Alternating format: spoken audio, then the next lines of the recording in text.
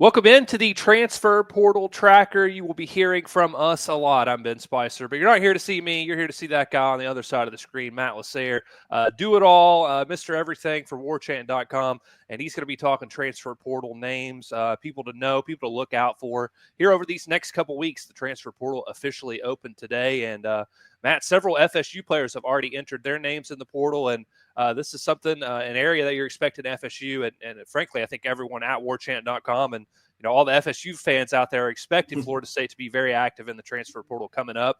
So like I said, you'll be seeing a lot of us, but kind of what's the feel? I know you've said it before on our live shows and on videos, but are you still kind of expecting this to be an active area of pursuit over this next month for FSU? Yeah, 100%, very active. But what I think we're starting to see a little more of is you want more proven commodities. I think last year that was an issue, right, where you got guys who were definitely talented, but they hadn't really proved themselves, aka guys who went to Alabama, and we thought, oh, well, because Alabama recruited them, they have to be good. Well, that doesn't always happen once you actually get on the field. So I think the theme for this year is you're going to want to see more guys who have proven themselves, more guys who have actually done it at the right level. And you're seeing those guys. In my opinion, this team's going to be the Florida State Golden Knights and Florida State Cornhuskers. The way with you're getting all these, I mean, every UCF and every Nebraska kid just on defense, but any UCF kid who enters the portal, they're going to have to look at Florida State just because their head coach is there now, and that's who recruited them. That's probably a big reason why they went to UCF in the first place, whether or not on either side of the ball. And now this morning, it looks like Herb Hand, the UCF offensive line coach, is going to join him too, which is obviously going to be very helpful considering how bad Florida State's offensive line was this past year. And UCF was able to run the ball very well, so their offensive line had to be fairly good. And I think you're already seeing on my list of what we have to watch right now, you're already seeing a couple UCF offensive linemen there. We mentioned those FSU players that have already entered their name into the portal. Again, the transfer portal officially opens today. I think it goes up to December 28th? Is that right, Matt? I believe so. So. Then there's all the bowl game stuff where you get a week after it. We're going into January. So, yeah, you'll be seeing a lot of us. But looking at that list of players from FSU that have already announced they're entering the transfer portal, 3 entered yesterday on December 8th, headlined by linebacker Omar Graham Jr., safety Omarion Duke Cooper, and also defensive lineman Tomowa Durajaye, defensive end Byron Turner, and tight end Jackson West announced on December 6th. You also have defensive end Dante Anderson and wide receiver Deuce Spann, who announced way back on November 29th. Obviously, looking at that list, the name who kind of jumps out is Omar Graham, who made some strides late in the season, Matt. Yeah, he definitely came up as the year went on. At first, no one really liked him. Last year, people kind of got annoyed at how much they were talking about him. But he had an injury he was dealing with. There was someone the FSU staff was always high on. They always thought he was going to be special. But you can't really blame a kid like that when his coach is getting fired and his coach is gone. Randy Shannon was obviously his guy. That's the guy who was developing him and how he was doing so well towards the end of the season. I mean, that stop against Omarion Hampton and Omarion Hampton on UNC on 4th and 1 was a really good one. That's the play that comes to mind when you think of Omar. But in general, again, Randy Shannon leaving, you kind of understand it. Duke Cooper, he just never panned out. He came back, he boomeranged. He went to Colorado and he came back to Florida State. But it never really worked out. You didn't really see much of the field this year, especially at safety with you moving Earl Little back there. And again, his coach is gone. So you kind of understand that with Adam Fuller not being there. Adam Fuller did a lot of safeties work well. Pat Surtain was DBs, which is what you're seeing now with FSU hiring a safeties coach in Cooper and leaving Pat Surtain there at DBs coach. Tomiwa Durajaye, again, he looked really good in practice, but didn't play a lot. Understands why he's going to transfer. Again, coach gone. A lot of these guys, coach gone. Yeah. Jackson West is someone who just really never panned out, was never really played a whole lot.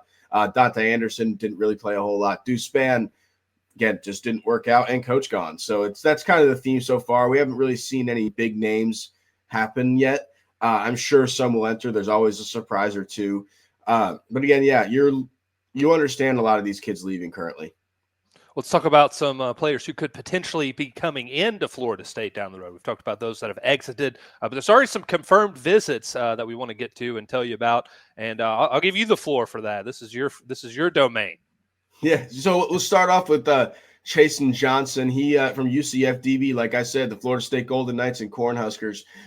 He was a freshman, 18 total tackles, half a tackle for loss, 2 pass breakups, and 1 kick blocked. So, I mean, those are pretty good stats for a freshman. Again, he's actually expected to visit today on the first day of the portal being open. So we're already getting off to a fast start. Another one, Derek Simmons, who's expected to visit this weekend, offensive lineman from Western Carolina. He was the SoCon all-second team, originally from Jacksonville. So that's what brings Florida State kind of into it. That's obviously for any Florida kid, Florida State, Florida, Miami. Those are going to be the schools that they really pop or like really stand out to them when they offer. Another name that I'm sure we'll talk about in a second with that is Thomas Castellanos, someone who Florida State originally recruited as a running back out of high school. But remember, he also went to UCF before Boston College, so has that Gus Miles-on connection there, which makes it a little bit more interesting. But I still don't think they're really sold on anyone yet at the quarterback position. To go back to the other visits we were talking about, Derek Simmons this weekend. The main thing here, again, SoCon second team and 6'6", 325 pounds. That's a big dude, and that's who you want in your offensive tackle. That's who you want to start getting, again, proven commodities. You want guys who have really done it already at the second level or at this level.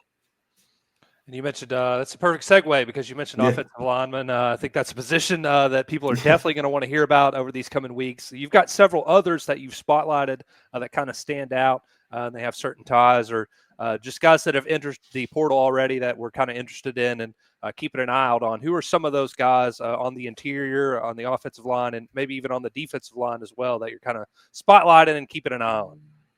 Yeah, so to go off of guys that we know they offered, transfer portal gets weird because you don't really know for sure who they offered unless the kid posts it, and not many kids post it. Kids are a lot more quiet when it comes to the portal, just because they're doing their thing. It's all about the money and the development. So they don't talk as much as they do as we're getting recruited out of high school.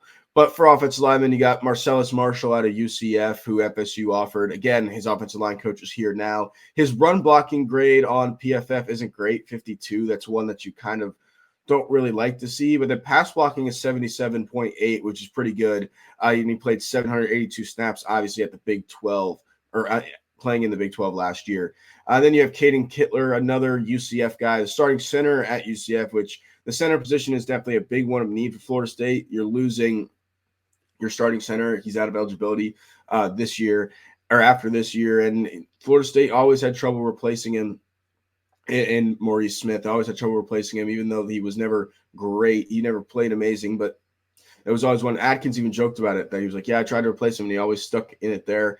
So this center is definitely a position of need. You've obviously had Otto and Rizzi behind there repping at that position. But again, if you can find a proven commodity, that's the theme for this portal cycle, proven commodity. If you can find that, it's going to do you wonders, and he'll probably going to start. And that's what you're looking at with Caden Kittler.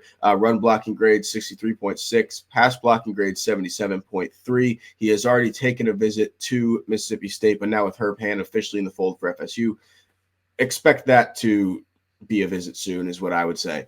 Then you also have Josh Thompson from Northwestern, played 230 snaps, I assume due to injury this past year, but played 553 in 2023. So again, and his grades are pretty good, and you're going to keep seeing more offensive linemen. That's going to be the main position that they're going to want to pay for, offensive linemen and defensive linemen.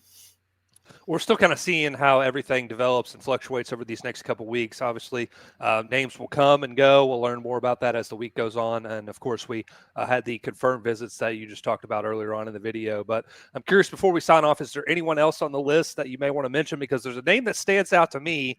Obviously, I'm from Kentucky. I'm a Louisville guy, but Barry and Brown, Kentucky, that's kind of their deep threat. And that's an interesting name to me that I think has drawn some interest from FSU, and maybe the feelings reciprocated from Barry on as well. Yeah, as far as he's one of the guys who hasn't officially entered yet as of us recording this. Keep in mind, 1,000 people have already said they are entering, and they all get to enter today, which makes it so much fun. But it's just, yeah, he is one that has been reported, I believe, by Pete Nakos that Florida State's going to have interest in. We'll see how clear that is, mutual or not, as we get into it. That's one I need to do some more checking on. But, yeah, that's a big one. Again, wide receiver, another position where wasn't great this past year, and they still don't have a wide receivers coach. So once you see that guy get hired, you're going to probably maybe see some even more guys come into a clear picture once we get connections and all that kind of stuff. Yeah, keep in mind, as Matt mentioned, the portal's open today. It's going to be hot. Things are going to change quickly. So that's why you want to head over to the premium recruiting board on warchant.com for all the latest updates and news. We've also got a running thread in the tribal council of all the FSU players who have already entered their name into the portal. That's going to change a lot over these next 24, maybe even 12, maybe even 4 or 2 or 3 hours, Matt. Maybe before this video comes out, everything might change. Absolutely. This whole thing might need to get scrapped. So, yeah, I will say, just for transparency, we recorded this at about 11 Eastern. So things obviously will change. It's going to take me like an hour to get it up on the channel. So hopefully nothing breaks and changes drastically in that amount of time. But before we sign off, anyone else you wanted to mention on your handy list that you sent me that maybe kind of stand out to you? Yeah, I think James Williams has to be the biggest one, edge rusher from Nebraska. We've mentioned this one multiple times on live streams. Now that Coach Knighton, defensive line coach, officially in the fold, I don't see how he wouldn't go to Florida State. He's literally called this guy like his father figure because of tragic things that have happened to his family, and he's stayed really close with him. So I'd be really, really surprised if Florida State didn't play a big factor in that one. And he had a decent year with 5.5 TFLs. And so it's, again, that's one I think I'd watch the most as the most likely. Out of the list right now, the one I think that is most likely to come to Florida State, like pretty, I don't like to use the word lock, but pretty much a lock, James Williams. All right, I love it. Matt LaSerre, he's going to be working hard over this next month. I'll just be here to make sure we look good, make sure the video looks good. That's kind of what I do. But head over to warchant.com again, hit that like button on the way out, subscribe to the channel, make sure you turn on notifications so you don't miss out on the latest FSU news. Not just the transfer portal beyond, still filling out that coaching staff also. So that's all we've got here for today's transfer portal tracker. We're expected to do 2 or 3 of these a week, so make sure you stay tuned. For Matt LaSerre, I'm Ben Spicer. Thanks for watching it, and we'll see you next time.